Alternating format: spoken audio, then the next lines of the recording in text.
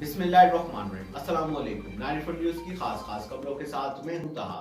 خبر شامل کرتے ہیں چترال سے ہمارے نمائندے گل حماد فاروقی کی تفصیلات کے مطابق۔ گرم چشمہ سڑک پر مرمت کا کام کافی تاخیر کے بعد آخر کار مکمل ہوا، جس سے علاقے کے عوام نے نہایت خوشی کا اظہار کیا۔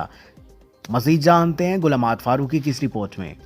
کفر ٹوٹا خدا خدا کر کے گرم چشمہ سڑک کا مرمت اور تاخیر کا کام آخر کار مکمل ہوا۔ عوام کی مسائل کے پیش نظر نیشنل ہائی وے اتھارٹی نے اس سڑک کا ٹیکہ جولائی میں دیا تھا، مگر ان ٹھیکیداروں کے پاس مشینری نہ ہونے کی وجہ سے یہ کام کافی تاخیر کا شکار ہوا۔ آخر کار اس کام کو NHA حکام نے ان کے بھی تعمیراتی کمپنی کو سونپا، جو اپنے معیار کے حوالے سے تعمیراتی کاموں میں ایک نمایاں نام رکھتا ہے۔ اس کمپنی نے 2 دن کے اندر اس کام کو نمٹا دیا۔ گرم چشمہ سڑک پر 50,000 کی آبادی واقع ہے اور سڑک کی خرابی کی وجہ سے مسافروں کو نہایت مشکلات کا سامنا تھا۔ اب یہ سڑک بن گیا، جس پر علاقے کے لوگ نہایت خوش ہیں۔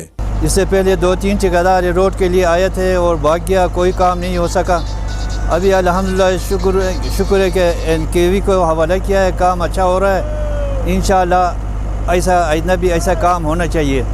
ہم اس کا شکر گزار ہیں کہ وہ اچھا کام کر رہے ہیں۔ NKV کے پروجیکٹ مینیجر کا کہنا ہے کہ ملک کی ترقی یعنی سڑکوں کی تعمیر میں وہ کلیدی کردار ادا کرتے ہیں۔ ہمارا کوشش ہے NKV کا اچھا کام کرے، اچھا کوالٹی دے اور اچھا کوانٹٹی دے، اور لوگ خوش ہیں ہمارے کام سے اور خوش ہوں گے انشاءاللہ یہ کام سے NKV کا۔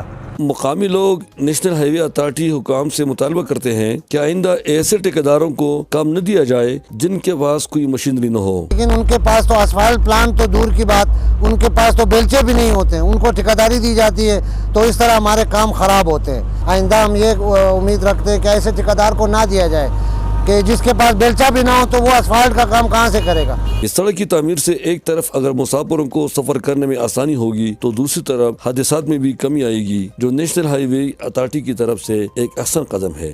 حمزہ گل حماد فاروقی، 94 نیوز چترال۔ اب تک کے لیے صرف اتنا ہی۔ مزید خبر اپڈیٹ کے لیے 94 نیوز کے ساتھ رہیے گا۔ اپنا خیال رکھیے گا۔ اللہ حافظ۔